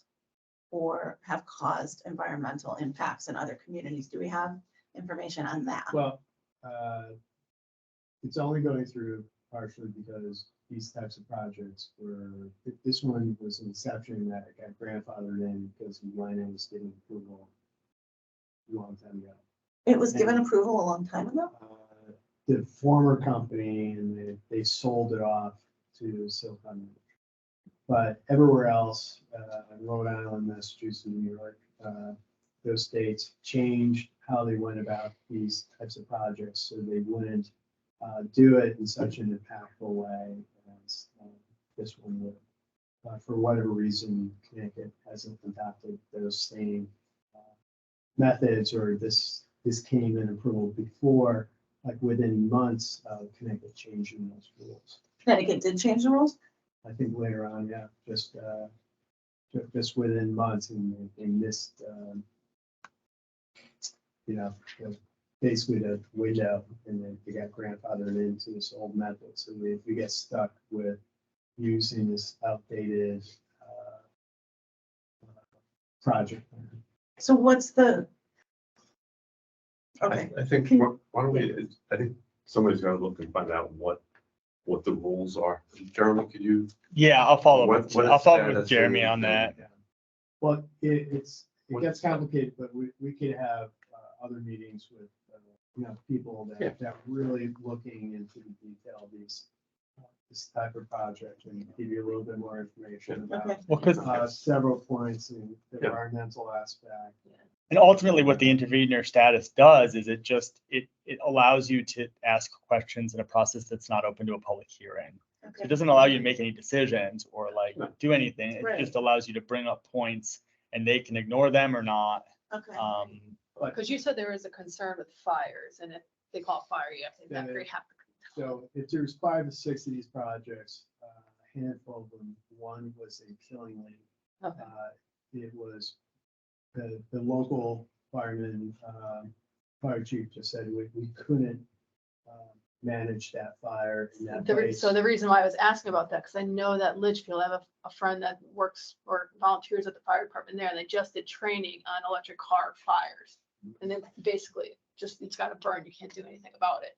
So I'm wondering if the fire departments have weighed in on Well, Litchfield just is going to battle. this. Okay, because Litchfield says what?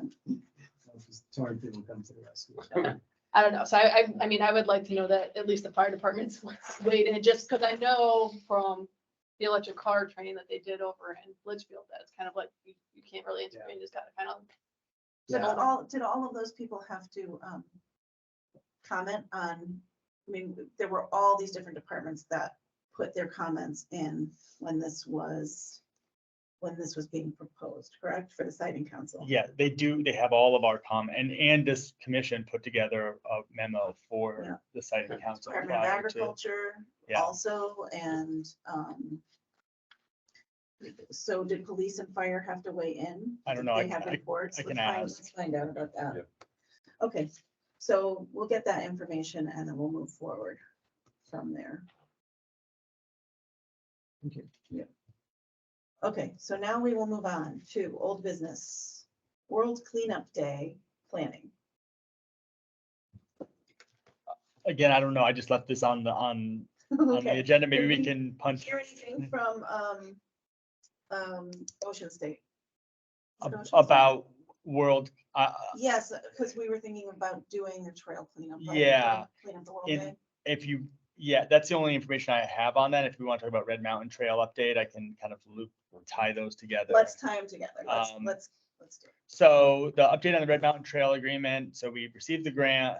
The grant agreement is in draft, like the DEEP is drafting the agreement now, so we don't have it. We haven't signed anything yet. We haven't started anything because we have to wait till the grant agreement is in place before we can, because we have match requirements. We want to make sure that we're getting credited for all of our match. So right now, nothing is happening with that, except I'm talking to Ocean State Job Lot because they're like very difficult to get in touch with. And the linchpin of this grant proposal is a trail easement across Ocean State property to connect the trail behind Ocean State Job Lot to the right of way on McDermott Ave.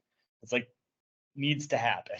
That corporate entity owned all, the whole building? Yeah, they own the entire, The whole complex. Parking is that lot, open, it's like all- McDonald's and all the way to the. they're not McDonald's, but like to where the river is. Okay, okay. Kind Okay. of the river to Farley, Okay. you got know, it. up Yep. that. So I have a contact. It's pretty good. I'm trying to get a meeting with him, his legal team, and our team to get a grant agreement in place so that we know that we can actually do this before we start revising our plans. And to discuss like exactly what they'd want to see as far as like design standards or like what, you know, how conditions that they may want to putting it there so that we make sure that our design is congruent with what they want.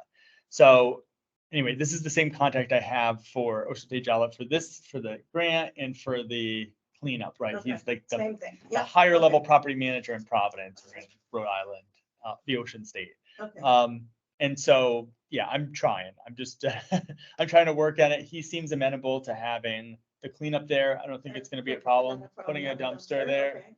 I have regular conversations with the local property manager and she's willing to do it.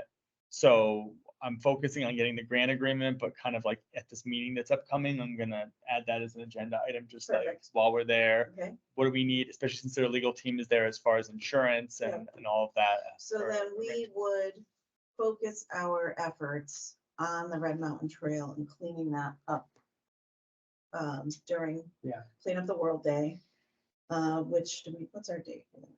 September? Uh, something? some, what? The 23rd. The 23rd. Third Saturday. You're so good, Tom. Thank you. September. That's already on my calendar. Excellent. All right. So September 23rd for Clean Up the World. And Right now, the city is doing due diligence on acquiring the adjacent property, the 10-acre piece that is just between Red Mountain Ave and the trail. show me.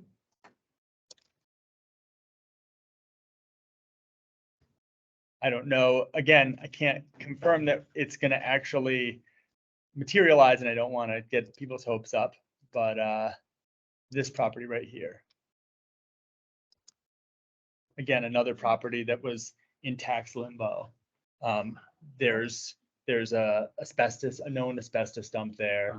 Yes, And I've seen the asbestos dump. and it's- Which one are you playing? This one, yeah, Oh, okay. I wondered whether that was asbestos. I remember years ago cleaning up the trail and being like, Okay. what Yeah. is that? it's in a Yeah, it's like- wonderful location. It buffers the trail. It is the site of the homeless encampment at this point. Yep.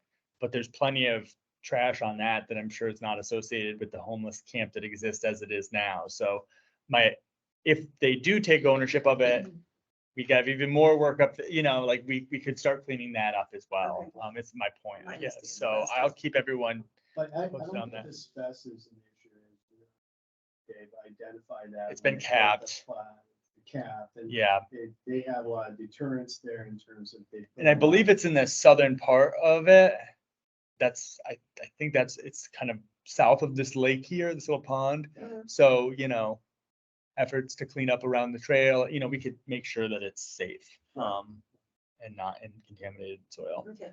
But, so there's a lot of opportunity there, but I'll make sure to keep that on the agenda as far as, So Erin, tell me about 4-H and community service. So for our cleanups, we basically always need to get more groups who have, who have the enthusiasm because they're coming as a group and who need community service hours. So we tend to get some high school students because they Yep. need community Yep. service hours to graduate. We are always interested in. Yeah, more. So. so I think September then, is kind of a hard time, All only because because, of fairs and. well, because the fair is the first week of August, so 4-H is kind of off until October, and Okay. when they pick up a new year. Okay, So it's kind of like in a lull between Okay. years, for the kids or the clubs anyway. But yeah, anytime between, I would say October through August. I mean, they're always looking. so I would maybe reach our out. April, like our Earth Day cleanup is. That'd be is perfect. Yep. Okay. Mhm. that's great. Bill Davenport would be the contact for that. And he would send out an announcement and he would try to rally the Did you write clubs. that to- down, Bill Davenport? I'm getting there right now. Alright. I can give you his phone number and email if you'd like it. Yeah, Yeah, because the more that we have, the better. Yeah. I mean, there's also like Boy Scout, Girl Scout troops that also need community service, especially if they're in their Eagle Scout year. yeah, Karate schools. I know my girls, they're going up for black belt this year. Yeah. They have their own community service that they have to do. so then, okay, so do we want to? Actually, all right, so, let me just write these down. So we need some like karate schools. Boy Scouts. Boy Scouts, Girl Scouts.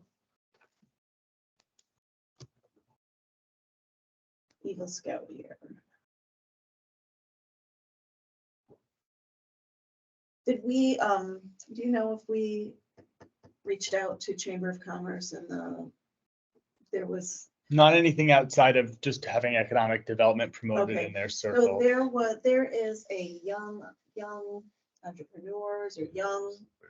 do you know what I'm talking Professionals. about? Young professional. So they used to be involved in our cleanup.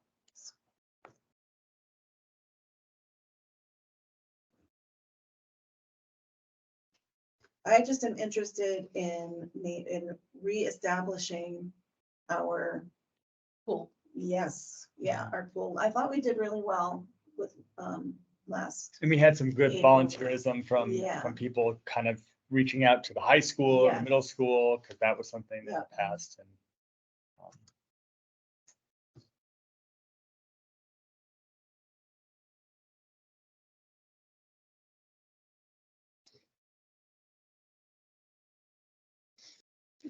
So in terms of planning, for me, especially if we're not having to do like an inventory of where stuff is full of trash, like what we do for, birthday. Earth Day, if it's just gonna be in one area, then I would really like to get some outreach happening and how we delegate that, and do it, for Clean Up the World Day for September. I think we're in a good position to start, but does people have any opinions on, the best way to reach out and what our time frame should be? Can we plan this?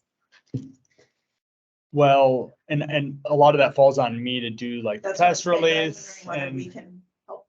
no, I know, but I guess I would wanna, if we're gonna do further outreach, I can work to get the press release and the flyer and all the Okay. material, the promotional materials done in advance so that you Okay. can bring them to where you need to Yeah, bring them. Yeah, we'll do that.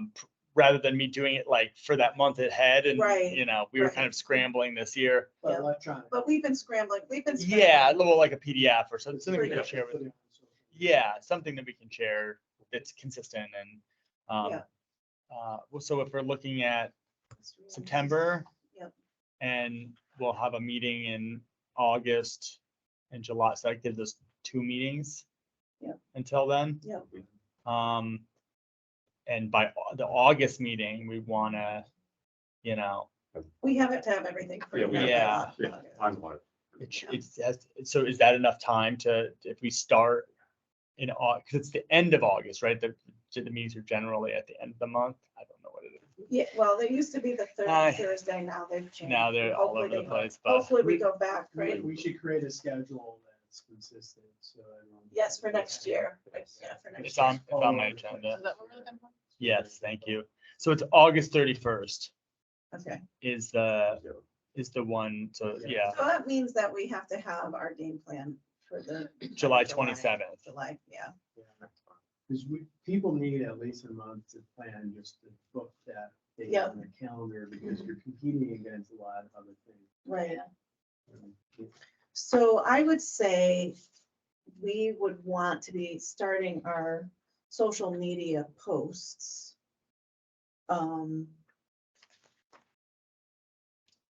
Now-ish. I think we would want to have them come out every, say, 2 weeks, have a post come out and, like meaning, does everybody have a social media account? here. So like the city, you know, does what the city does, but if we get that, get whatever it is going to be, Right. created, and then those of us on the commission can start Sharing it on the town staring page. it, yes, on our own pages and seeing if we can have our circles share it and then also, and then outreach to any communities that we are involved in that are that have community service as part of their mission. So I would think maybe in July, all right, so does anybody here have access to contacts in Boy Scouts or Girl Scouts? Through your kids or anything like that? Or the high school or middle school? One contact is Christian Anderson. For what? Boy Scouts. Okay, Since my friend's son just got his Eagle Scout Edge. badge or whatever it's called. can you chat him up and see who contacts would be? Okay, Because I don't even know how many He might know troops who's are up in, and coming for Yeah. Eagle Scout too, that'd be good. and I don't know how many troops are in the city. Like there Right. might be There could be a 3, lot, 4, or right? 5. So Well, I don't know how it is. Yeah, if you can take that on and ask him if he has contacts, or maybe that's something that he could forward to us, okay. that would be really good. Maybe we can get a list of the area karate schools, martial arts schools. And there's a lot of them. Yeah, There's a lot. but I mean, I think it would be pretty easy to just grab a list of them, and then what do we send? Is it like, do we go on their Facebook page and send something through Messenger, or do you send mail? Like, what's the? I think most businesses are pretty active on Facebook or Instagram. I would even post it at the library, like on a community board if they have one. Did we do anything print? I Other than didn't, the signs? other than in City Hall, I didn't. Cause I would Yeah, put it at the street. 4-H extension office, I'd put one there. Okay. But I would give an electronic version. I can print as much, yeah. So I don't think we need a ton. Like, what if we had, like, it's 15 adequate for the places that 15 people or- 15, no, Pin up. 15 pin, 15 little. You, Yeah, posters. you mean just like 8.5 by 11? Yeah, exactly, print out just- With the, yeah, Right, something to put on a board. if you just let me know, I just get whatever you need, of whatever flyer we end up developing. Okay. And I can have a flyer done by the next meeting. Yeah, that would be great. If we have that, 27th, and then we. and I can even bring, determine and I can from even bring them. locations. Yes, If you want, I can print out a bunch, and I'll Yes, bring exactly. them, and Why I don't can we always do that? print more. and then that same thing could be a social media post. Mhm. We can each take a few and, you know. And I'll do it as a JPEG, because that's easier to post than a Sure. PDF, I would Okay. assume. Because I think I converted it for you or something, like, you know, for the. I have no idea, but yeah. So yeah, forget it, I'll forget it. get it in Have whatever something formats that's- it needs to be in Okay, to for just Facebook share. and Instagram, we Yeah. can each get that. And then the poster, we can take some to put and we'll figure out the strategic places to put them and assign where they're all going. Yeah, okay. Yeah, and then I think,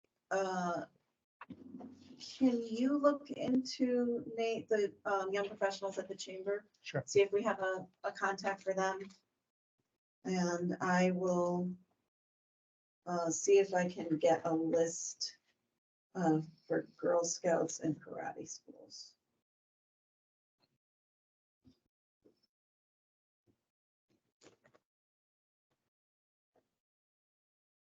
And then we can just, I mean, I think the easiest thing would just be to get a canned little messenger message that.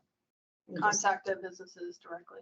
Yeah, and just sending it through social media, like a direct message to people. This is something that's happening on this date. If you have kids who need community service hours, Yeah, we would please love to. encourage them to come. We've been doing it for, how long have we been doing it? It's been 20 years? It's been about that, yeah, it's long. Okay, that's that. What about people who, are there situations where, for whatever reason, you've been arrested or something has happened and you have to do community Yeah. service, right? Like, Who would, so that would that be something through the court system? I have no idea. Who would it the just contact popped into my be? head, I'm not sure. I think there's local coordinators. Yeah. We need to know who they are. Yeah. Someone want to volunteer to. It doesn't. I know there was a group of alternatives to incarceration or something like that.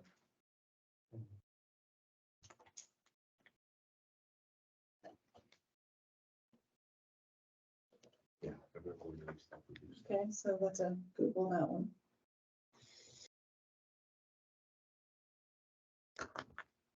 Yeah, and I think also, maybe just calling it out on the social media post, the,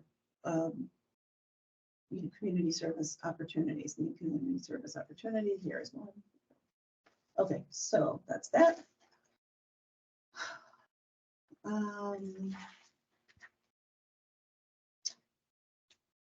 Anyone with kids in the high school or middle school?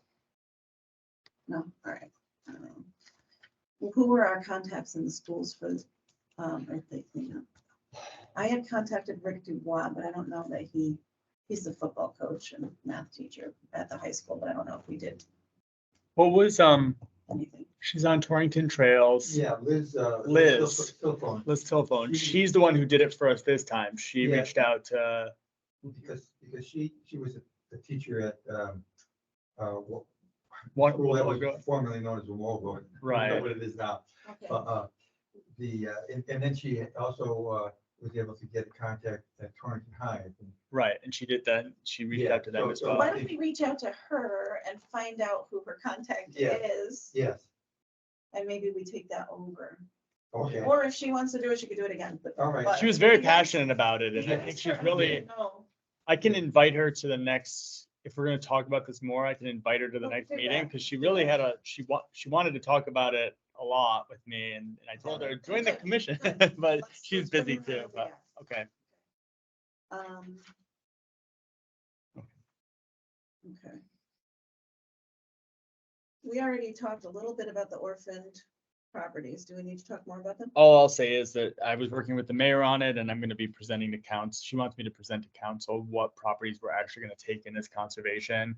Mhm. Some of them, we're just gonna kind of try to flip Mhm. to adjacent landowners, Yep. but the new kind of high priority ones is gonna make a PowerPoint, and that'll probably be in August meeting, I would Okay. think. Any interesting ideas around those after our discussion? Yeah, well, I brought it to the mayor, and she supported everything that the commission said, Okay. she thought the ones that we were thinking of flipping seemed like good ones to flip, Yeah. and the ones that we were thinking of retaining seemed like good ones to retain, so. Okay, And I did make the pitch about have the proceeds of the flipped ones go to the Conservation Commission. yeah.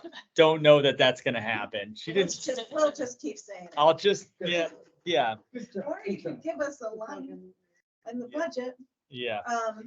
Okay, so then our open space inventory. So generally what we've been doing each meeting is choosing a date to meet for a site walk to inventory our open space. My phone is dead, so it's No, all well- right now in terms of. No, this is, so she's showing the open space plan from the Plan of Conservation and Yeah. Development. This is kind of a general sort of like where the natural areas are, I was- broadly how they're Years ago. connected.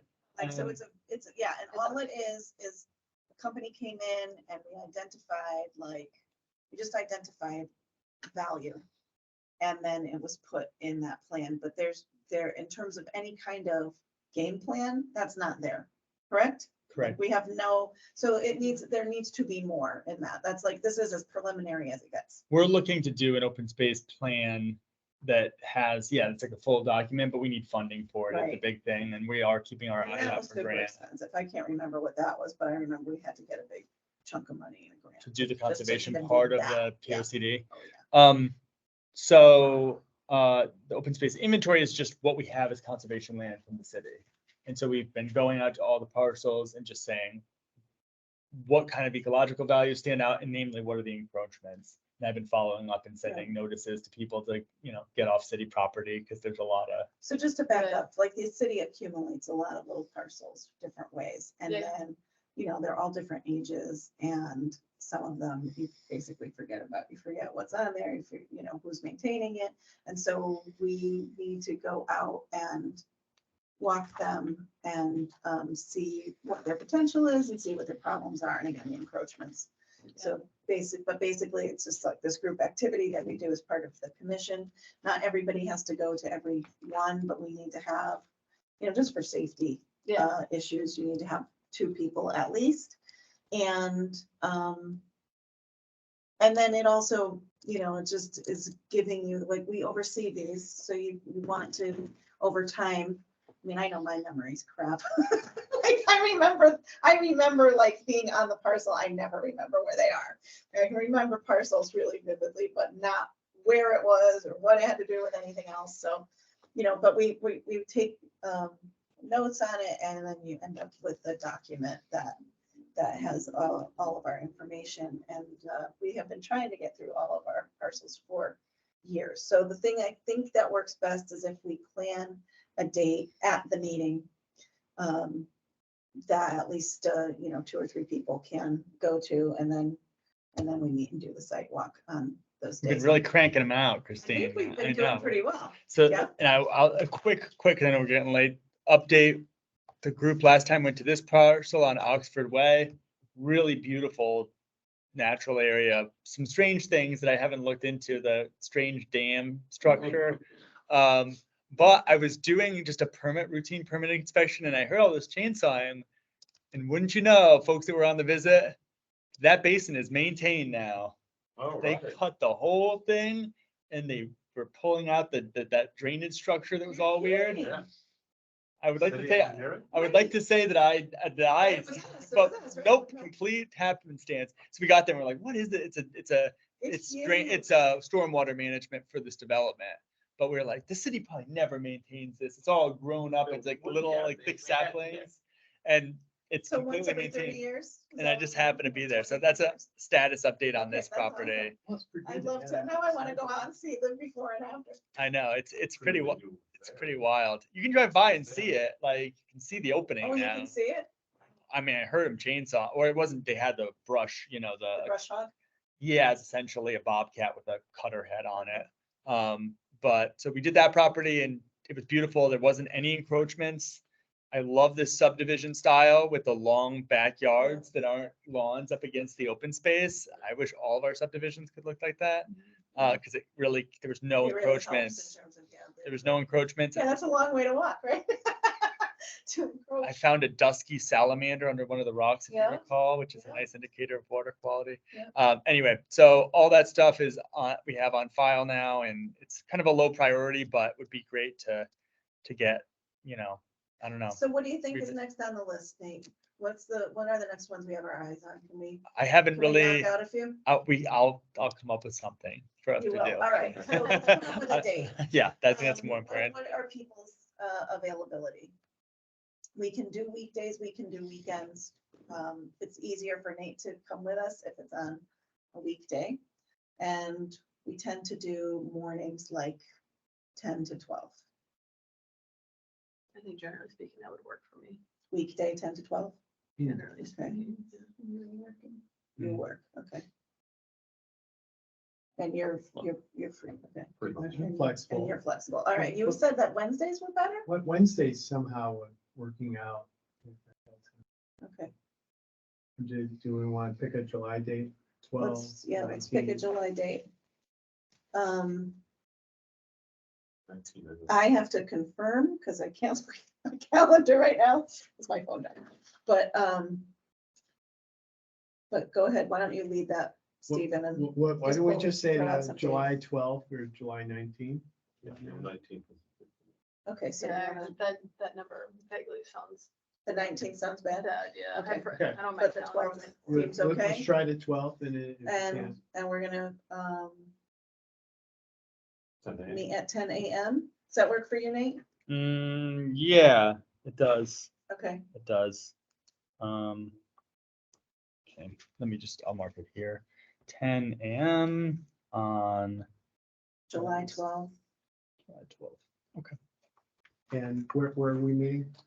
So are we doing East End? Is there more in the East End that I we? think need there's to a do? couple small ones on the east end. I want to do fun ones with everyone. I don't want to do Okay, like, so, like throwaway subdivision like fragments, but okay, let me, is it all right if I come up with a plan of Yeah. 3 Two to three properties? properties, yeah. Is everyone getting the emails? And if we coordinate that, I can pick a spot where we Yeah. meet and I can, Yeah. okay. yeah, so we usually will find a parking lot, like a commercial parking lot where we can meet ahead of time and then, You may have to go with caravan with this amount of people, but yeah.